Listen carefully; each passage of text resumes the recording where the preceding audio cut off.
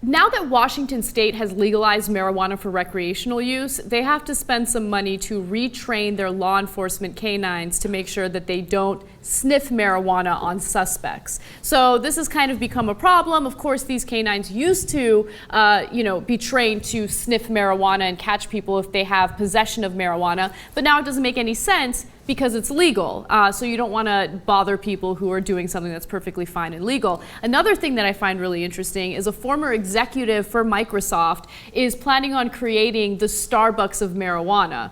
So he wants to create a bunch of establishments that would, sell marijuana legally, and there might be some problems with the federal government, but he doesn't seem too concerned about that. So I love his plan. He's smart and thinking ahead. And 10 years from now, we'll be opposed to him when he has hired an army of lobbyists and have also bought our politicians and is going in the opposite direction. But for now, he's on the right side, and God bless. When he becomes a giant corporation, we'll have to deal with that in a different way.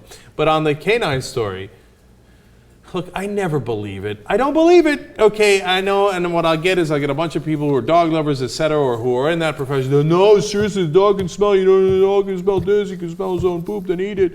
I know.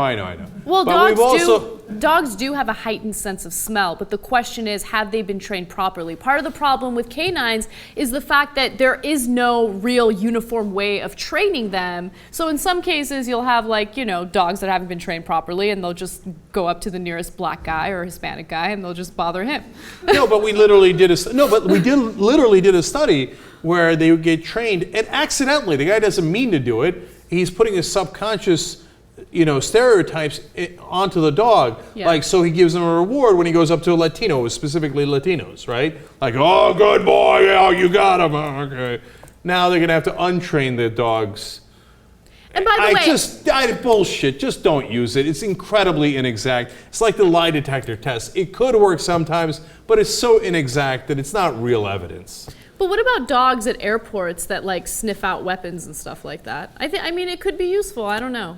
I'd have to, see studies on them doing that accurately, because I don't believe that either. But overall, I'm glad that in these states, they're now saying K999.